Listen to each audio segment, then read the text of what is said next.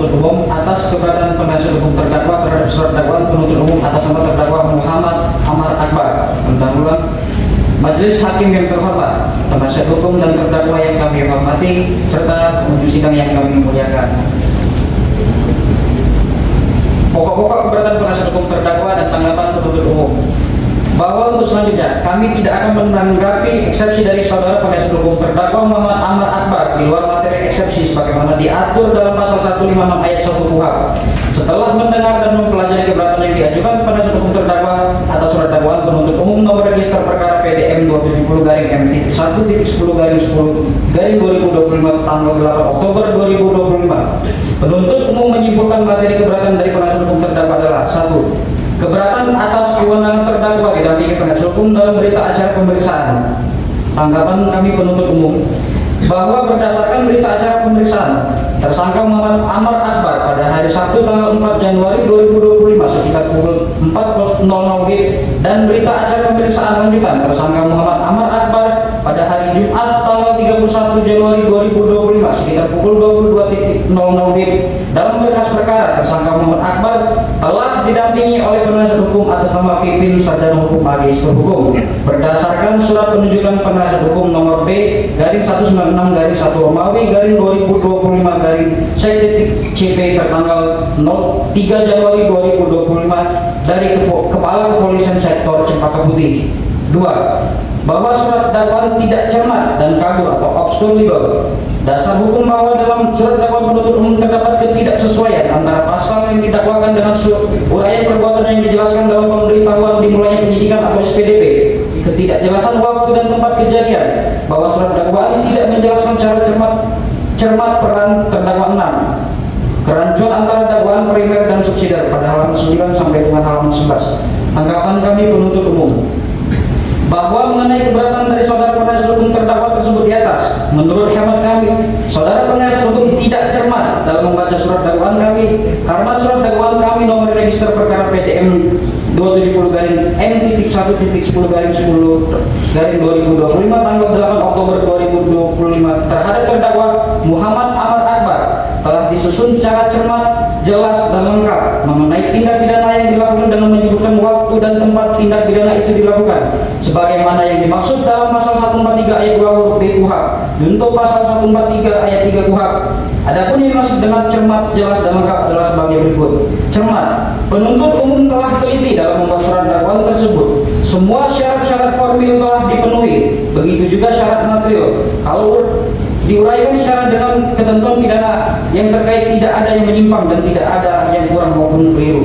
Jelas, penuntut umum telah menyusun surat dakwaan secara jelas, sistematis dan dengan bahasa sederhana sehingga mudah dimengerti supaya terdakwa yang mendengar membacanya akan mengerti dan mendapatkan gambaran dengan jelas tentang siapa yang melakukan tindak pidana yang dilakukan, kapan dan di mana tindak pidana tersebut dilakukan serta apa akibat yang ditimbulkan dan mengapa terdakwa melakukan tindak pidana itu.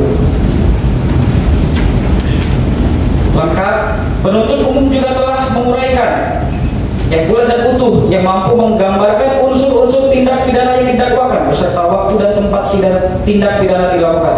Bahwa dalam surat dakwaan jaksa penuntut umum telah memenuhi syarat formil maupun syarat material dan uraian dari penasihat hukum terdakwa mengenai fakta-fakta terkait perbuatan masing-masing terdakwa dalam perkara ini adalah merupakan materi pokok perkara yang seharusnya dikemukakan nanti dalam tahap pembuktian, dan hal tersebut akan kami buktikan dalam proses sidang pembuktian, sehingga menurut kami dalil tim penasihat hukum terdakwa tersebut sangat tidak beralasan dan terkesan mengada-ada.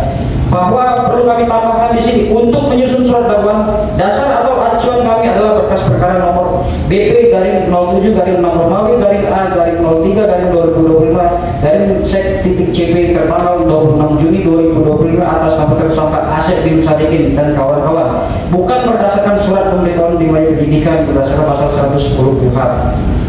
3. Bahwa dakwaan tidak didukung alat bukti yang sah menurut hukum, bahwa unsur tanpa hak atau melawan hukum tidak terpenuhi, bahwa surat dakwaan menyimpang dari prinsip individualisasi pertanggungjawaban pidana, dakwaan tidak menjelaskan bentuk penyertaan terdakwa 6, bahwa berdasarkan jurisprudensi Mahkamah Agung nomor 808/1984, status hukum penggeledahan di dalam rutan tidak ada saksi yang sah dalam penggeledahan, tidak ada saksi yang melihat langsung perbuatan terdakwa 6 pada tanggal 3 Januari 2025, dan alat bukti hanya berdasarkan pengakuan berantai. Barang bukti tidak menunjukkan hubungan langsung dengan dakwaan.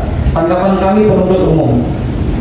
Kami penuntut umum dalam perkara APO tidak akan menanggapi dalil-dalil penasihat hukum tersebut, dikarenakan dalil-dalil penasihat hukum tersebut bukan termasuk materi eksepsi sebagaimana dimaksud dalam pasal 156 ayat 1 KUHP dan sudah memasuki pembuktian materi pokok perkara. Bahwa perlu rasanya kami jelaskan di sini terkait eksepsi atau keberatan dari penasihat hukum terdakwa Muhammad Ahmad Akbar mengenai status hukum penggeledahan di dalam rutan. Menurut hemat kami, eksepsi dari penasihat hukum tersebut masuk dalam ranah pra-peradilan, bukan materi eksepsi. Ini sesuai dengan putusan Mahkamah Konstitusi nomor 21/PU garing 12 Februari 2014 tentang memperluas objek pra-peradilan sehingga mencakup penetapan tersangka dan tindakan penyitaan barang bukti.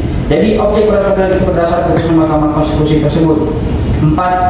Adanya perbedaan surat laporan dan permohonan persetujuan atas penyitaan barang bukti. Tanggapan kami penuntut umum bahwa perlu kami tegaskan dan jelaskan di sini. Dasar dari penuntut umum dalam membuat surat dakwaan terkait jumlah dan berat barang bukti bukanlah berdasarkan berat bruto seperti yang dimaksud penasihat hukum, melainkan secara faktual dan saintifik, yaitu berat neto berdasarkan berita acara pemeriksaan laboratoris kriminalistik barang bukti nomor 1133/NNF/2025 tanggal 21 April 2025 yang menjelaskan 1 buah botol plastik bertuliskan happy dan berisi 1 bungkus plastik klip berukuran sedang berisikan kristal warna putih dengan berat neto 0,5908 gram. 1 bungkus plastik klip berukuran kecil masing-masing berisikan kristal warna putih dengan berat neto seluruhnya 0,7412 gram adalah benar mengandung metamfetamina dan terdaftar dalam golongan 1 nomor urut 61 lampiran Undang-Undang Nomor 35 Tahun 2009 tentang narkotika. 1 buah tas plastik berisi 1 bungkus plastik klip berisi 22 linting masing-masing berisikan daun-daun kering dengan berat neto seluruhnya 4,221 gram. 1 bungkus plastik klip berisi 42 linting masing-masing berisikan daun-daun kering dengan berat neto seluruhnya 10,649 gram adalah benar mengandung MDMB 4N Tinaka dan terdaftar dalam golongan 1 nomor urut 8 lampiran Undang-Undang Nomor 35 Tahun 2009 tentang narkotika. 5. Eksepsi mengenai dakwaan melanggar azas nebis in idem. Tanggapan kami penuntut umum bahwa perlu kami jelaskan di sini. Azas nebis in idem diatur dalam pasal 76 KUHP. Nebis in idem adalah azas hukum yang melarang seseorang untuk dituntut atau diadili 2 kali untuk kasus yang sama dan telah memiliki kekuatan hukum tetap. Secara harfiah, istilah Latin ini berarti tidak yang sama dan tidak 2 kali dalam hal yang sama dan bertujuan untuk memberikan kepastian hukum dan melindungi seseorang dari perbuatan penuntutan berulang. Azas ini berlaku untuk semua ranah hukum, baik pidana maupun perdata dengan syarat-syarat tertentu. Berdasarkan dasar hukum tersebut di atas dan berdasarkan fakta-fakta hukum dan alat bukti yang ada dalam berkas perkara nomor polisi BP garing 07 6 Romawi garing A garing 03 garing 2025 pada tanggal 26 Juni 2025 atas nama tersangka Asep bin Sarikin dan kawan-kawan khusus perbuatan material yang dilakukan oleh terdakwa Muhammad Ahmad Akbar, menurut kami bukanlah termasuk dalam azas nebis in idem karena perbuatan material yang dilakukan oleh terdakwa Muhammad Ahmad Akbar dilakukan dalam lokus delikti dan tempus delikti yang berbeda dengan perkara terdahulu yang sudah mempunyai kekuatan hukum tetap atau inkrah, dan juga uraian perbuatan pidana saat ini berdiri sendiri dan tidak ada hubungannya sama sekali dengan perkara terdakwa Muhammad Ahmad Akbar yang terdahulu.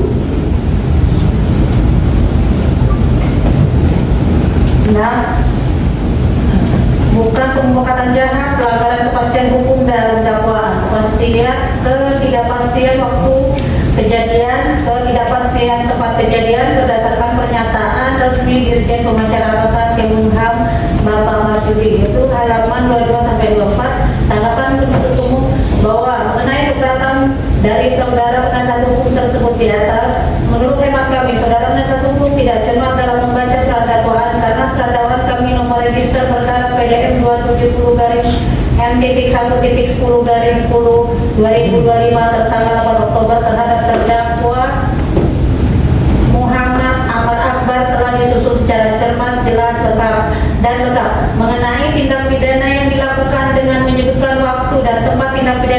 dilakukan sebagaimana yang dimaksud dalam pasal 143 ayat 2 huruf B KUHP junto pasal 143 ayat 3 KUHP, dan menurut kami dari penjelasan hukum dalam perkara aku sudah termasuk dalam pembuktian perkara, dan juga eksepsi saudara penjelasan hukum tersebut di luar materi eksepsi sebagaimana diatur dalam pasal 156 ayat 1 KUHP.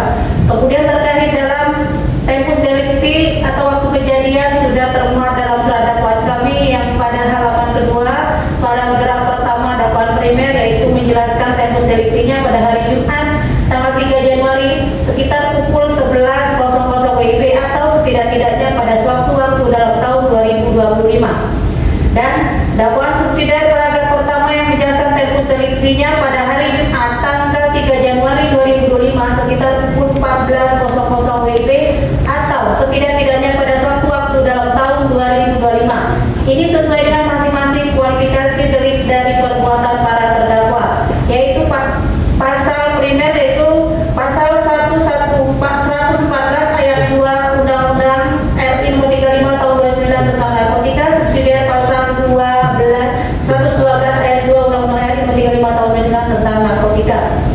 Majelis hakim yang kami hormati, penasihat hukum dan para terdakwa yang kami hormati, sidang pengadilan yang kami muliakan.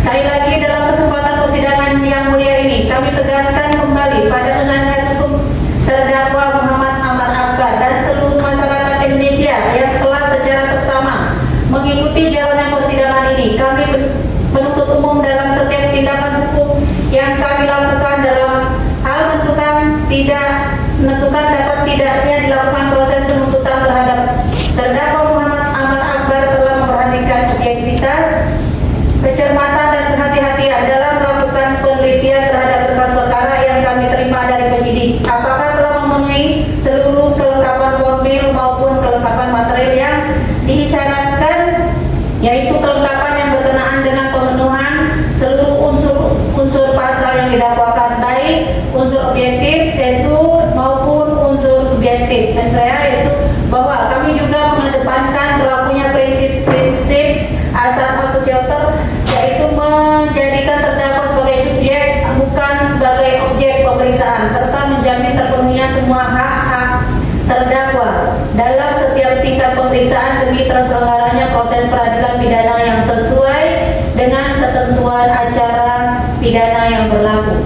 Oleh karenanya, berikanlah kesempatan kepada kami untuk dapat membuktikan dakwaan yang telah kami buat dan bacakan dalam persidangan sebelumnya. Begitu juga kami memberikan kesempatan seluas-luasnya kepada terdakwa untuk melakukan pembelaan terhadap dirinya, yang semuanya itu harus dikonstruksikan dengan maksud tujuan yang sama, yaitu dalam rangka untuk mencari dan menemukan kebenaran material, namun tetap dilakukan dengan cara-cara yang baik dan profesional.